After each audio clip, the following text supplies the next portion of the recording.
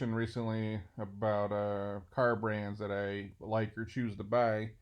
So I thought I'd do a quick episode to give you a quick idea of what I own, or at least some of what I own right now, car wise. Lexus, Chevy, GMC, BMW, Ford, to name a few. Um, my GMC truck, it's a 2500 Duramax. Unfortunately, 3.5 years old, 70,000 miles. It's starting to throw a bunch of engine codes, and I'm not about all that shit. Um, which I went and ordered a Ford because the last three trucks I had were GMC because I get the GMC discount. But I was like, oh well, and who knows? Maybe the Ford will be even less reliable. But I ordered a new F-250 diesel. What was it? King Ranch with the Tremor package. Most I've ever spent on a truck by far. I usually get the Denali GMC, and those are fairly expensive. And then with the discount, not too bad. But my Ford spec'd out to be 90,000. And granted, I'd had about every option you can think of, including a winch. Um, a lot of options, but still very expensive for a truck. So we'll see how that one goes.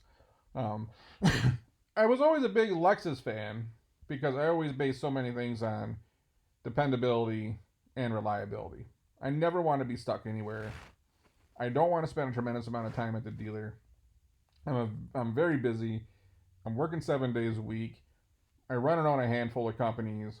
I write books. I do a handful of podcast shows, one of which is in over 180 countries around the world. Um, I don't got time to spend an hour driving down to the dealer, drop my car off, get like the Land Rover people is what I'm talking about. We all know someone that bought that Land Rover, and they were in the dealer every 3 weeks. I love Land Rovers. I don't think I can ever bring myself to buy one. Which I've not looked at this chart in a while, but nothing's changed. Land Rover and Jaguar are still at the bottom. Um, I always bought Lexus because it's at the top. But then over time, before like right now I got a BMW. It's a 2021 uh, BMW X5 M50i, something like that. I don't even know the fucking model of it. Um, one step below the X5M because I'm in Michigan and I actually want to be able to use it in the winter. Um, Before that, had a Benz, and then went on and got this BMW. And come to find out, I had no issues with the Benz. And I've only had this BMW for a little over a year now, but I've got no problems with it. And I remember back in the day, to have an early 2000s Benz or BMW was a nightmare. Um, I love that early 2000s E55, like that one you saw in Korn's I Got the Life video. That's one of my favorite cars of all time, just gangster as shit. But they had so many problems back then, it turned me off. Like I don't want to deal with that. So again, I kept buying Lexus and things that just had higher ratings. Over time, now I got cars all over the place. Domestic cars, foreign cars. I feel a lot more comfortable spending $100,000 on a BMW, and maybe I got to go back to the dealer once to get something fixed. That's possible with any car, but I had someone that bought one of the original X3s way back in the day. Man, they were in the dealer like every 2 3 weeks, and I'm not about that. But what happened is, unfortunately for Lexus, um, everyone else started to catch up in quality a little bit. I mean, they're still an outlier in quality if you look at the chart. But everyone got their game together, and there's a hell of a lot more electronics and shit that can go wrong, and quality's still gotten better for a lot of companies. So more shit to go wrong, but even still a better rating. The problem is people got better at quality, and Lexus never got more sporty. The LFA was cool. What they did with the RCF, I waited so long for the GSF, but by the time it came, I didn't care anymore. By the time the GSF came out and I saw it at the auto show, Benz, BMW, I'm looking at Maseratis at that point. There were so many other things on the market. They took so long to get their act together that they kind of, in my mind, they kind of got left behind. Great reliable car that you can get for a good price. I still got one. But I do feel like they got left behind. As everyone else kind of started to catch up in quality, they got left behind in the luxury setting. They got left behind in styling. They got left behind in sportiness. If you look at what BMW and Benz brings to the table engine wise now, it's crazy. Um, and I always felt like Lexus just got left behind. They're still top of the chart, but everyone else isn't so far behind that I won't consider them now. You know, BMW is up there at what 108. I mean, 81's a big jump, and that's per 100, and that's on vehicle dependability, but it's livable. What I can't live with is, I mean, is it surprising to see Chrysler down there? Not surprising. It is surprising. Is Honda? Wow, Honda's down there. I'm curious what a 10-year-old chart looks like. Where was Honda 10 years ago? Um, I got a GMC. The way my GMC is acting right now, it's not surprising. I'm throwing codes left and right over stupid shit, from DEF fluid to StabiliTrak errors. Um, there's just too many goddamn sensors that can go wrong. But I look at Ford, GMC, all that stuff's not even middle of the pack. It's below industry average. BMW's up there. Acura, Lincoln, Genesis. Who would have thought? Hyundai and Genesis. When they were coming up, they were getting bagged down a lot. Buick was at the top of the list for a while, believe it or not. So I remember a few years ago. When I say a few years ago, it might have been a decade ago. Buick was up there too, which is crazy when you think about how intertwined Chevrolet and GMC is. For some reason, Buick's up there. I'd be curious to see where Buick's made, if that has any influence on the level of quality, if you look at where GMC and Chevrolet falls on the list. But I mean, to see Chrysler, Jaguar, Alfa Romeo, Land Rover at the bottom, not surprising. I don't know why Tesla's got the star.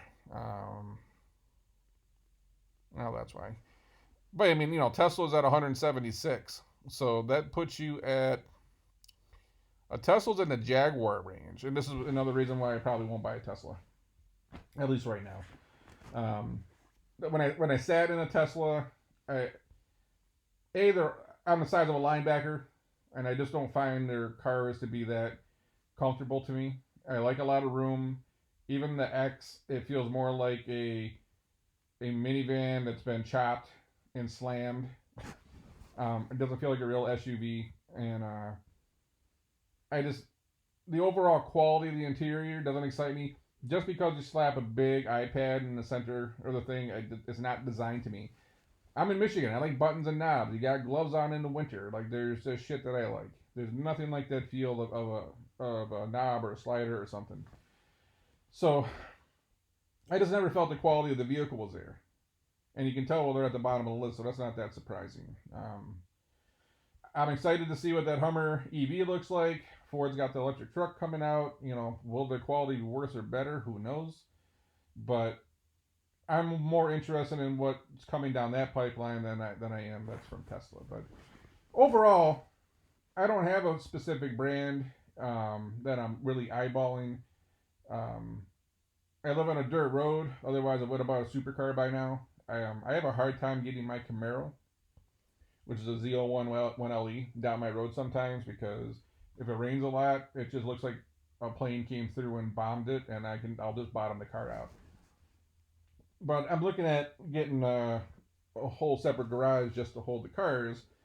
So I started looking at McLaren 720S, looking at Lamborghini Aventador, looking at I figured at some point I'm going to buy a Ferrari, either F12 or A12, and I'm not going to sell it, because the way things are going, we're probably going to see V12 engines less and less and less. So at some point here in the next year or two, I'm just going to buy one, and I'll drive it, but it's probably something I'm never going to get rid of, because I don't think that we're going to see a lot of V12 engines anymore with the way the world's going.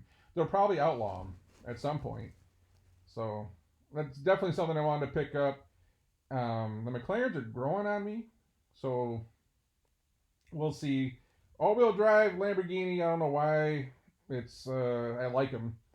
I tend to not get along with the Ferrari people too much around here anyways. They're all kind of old money, and I came from nothing, so I don't really resonate with the old money people too much. I kind of like the new money people. When they're younger, they tend to be on Lamborghinis and whatnot. But again, it's like the supercars, the quality sucks. It makes me itchy to even think about that. Maserati to me had the best looking coupe of all time, but they stopped making it in 2018. Another car that had quite a few quality issues. So, but I know supercars aren't gonna. I'm not gonna log 5,000 miles on the bitch. It's probably a couple hundred miles a year type of thing. So you hope that if you do have any kind of issues, you can drop it off at the dealer and have it resolved. But I still lean towards reliability and dependability. Um, I don't want to be at the dealer. I don't want to be stranded on the side of the road. I just don't want to be inconvenienced. I'm too busy. And if I'm not too busy, I just value my time too much. And sitting at the car dealer is not something that I want to do. So that kind of goes into my purchasing decisions. But again, I bought a Ford because I've had a GMC for the last 9 years. 3 different trucks or 4 different trucks. I just time for something new. I always wanted a King Ranch. I don't even know why. It doesn't fit my personality. Um, I'm gonna be that asshole that's probably got 2 12-inch subwoofers and a King Ranch Tremor bumping out to some 90s hip hop. Where the King Ranch dudes around here, they got like cowboy hats and shit on. I don't know. It's whatever. I bought one. I'll do a review of it when it comes up. I'm also gonna do a review of my GMC after 70,000 miles, and I will say I was hard on it. I probably beat the sensors out of this thing, and that's probably why I'm throwing some codes here and there. But I was planning on keeping that a few more years. It was daily driver, my dirt road, sucks, beat it up, hit potholes, tow stuff, haul firewood. But I can't deal with check engine lights all the time, and I'm not going to. I went and ordered a new truck. Ford said 10 weeks to 5 months with an asterisk because of the supply chain shortage with the chips and whatnot. So I'm hoping to get it sometime around end of Thanksgiving to maybe spring. But as soon as I get that thing in, I'll do a review on it. It's my first Ford truck. Pretty much loaded up with all the fun stuff, and the Tremor package is nice. I usually do some kind of lift on my truck, aftermarket wheels and all that stuff. It was nice to just buy a factory package. I don't got to worry about. Well, I take that back. OEM stuff can still break, but every lift kit I had, something goes wrong. A shock blows out. A ball joint goes out on one of the arms. There's always something. There's always something that goes wrong with aftermarket stuff. So, anyways, that's all I got for now. If there's a car brand or a car you want me to talk about, drop me a link on my Instagram at JamesPhillip313, and I'll try to get you featured. Until then, I'm going to catch you on the next one.